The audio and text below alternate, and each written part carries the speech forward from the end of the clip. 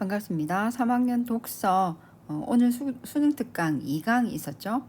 사후 가정 사고에 대한 보충학습을 시작하겠습니다. 먼저 사후 가정 사고의 개념에 대해서 조금 더 정리하도록 하겠습니다. 어떤 사건을 경험한 후에 사후라는 얘기죠. 자, 경험한 후에 하는 생각입니다. 일어날 수도 있었지만 결국 일어나지 않은 일이죠. 일어나지 않은 일에 가상의 사건에 대해서 떠올리는 것을 사후 가정 사고라고 이야기합니다.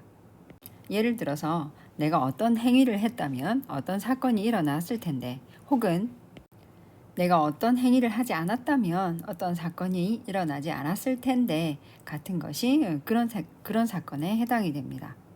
그리고 사후 가정 사고는 조건문의 형태를 띠고 있죠. 자, 예를 들어서 내가 어떤 행위를 했다면 혹은 하지 않았다면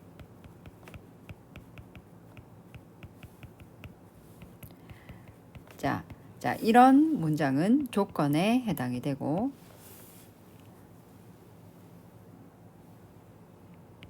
어떤 사건이 일어났을 것이다. 혹은 하지 않았다면 일어나지 않았을 것이다.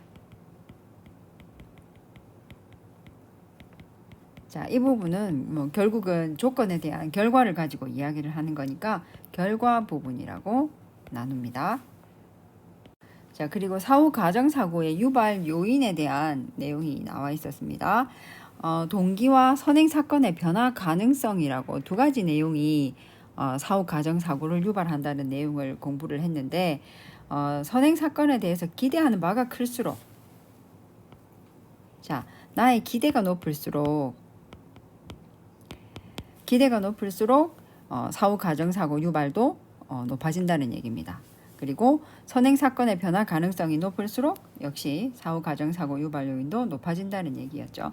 특히 이 동기 부분에서는 내가 기대하는 바가 크고 또 사건의 결과가 원하는 바대로 이루어지지 않았을 때 이 동기는 점점점 더 커지게 됩니다. 내가 원하는 대로 되지 않았을 때. 또 사건 결과에 대해서 내가 적극적으로 개입을 해서 뭔가 열심히 해봤을 때, 그 다음에 대안적 사건의 근접성이 높을 때, 이럴 때 동기가 커진다고 이야기했습니다. 이에 비해서 선행 사건의 변화 가능성이 클 때, 이때도 역시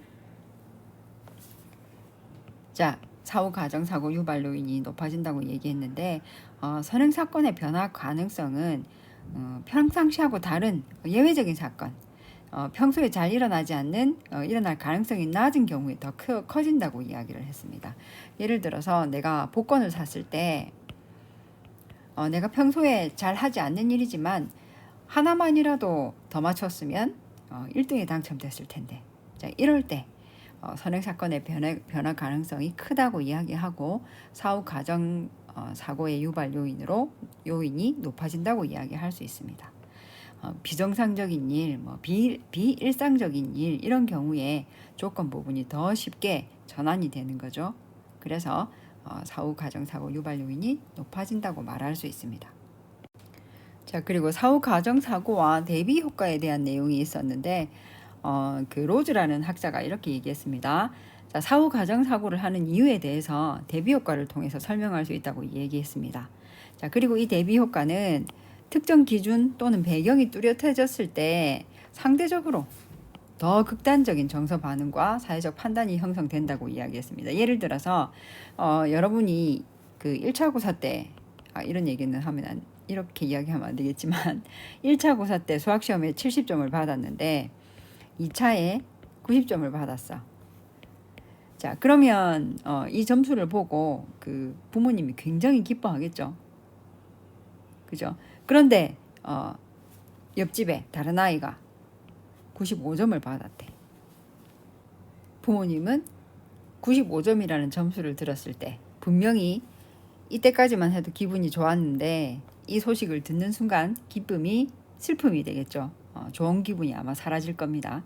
근데 반대로 수학에서 90점 받았던 애가 70점을 받아왔을 때 엄마는 점수에 실망을 하게 될 겁니다. 근데 만약에 그런 경우에 늘 100점 받던 옆집 애가 60점을 받았다는 이야기를 들었을 때 그때는 실망이 기쁨으로 바뀔 수도 있는 거죠.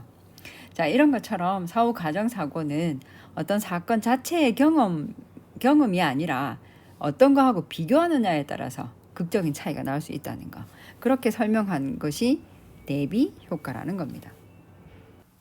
자, 그리고 몇 개의 어휘를 살펴보도록 하겠습니다. 대안이죠. 대신할 대자를 쓰는데 어떤 안을 대신하는 안을 대안이라고 이야기합니다. 자, 그리고 사고라는 단어입니다.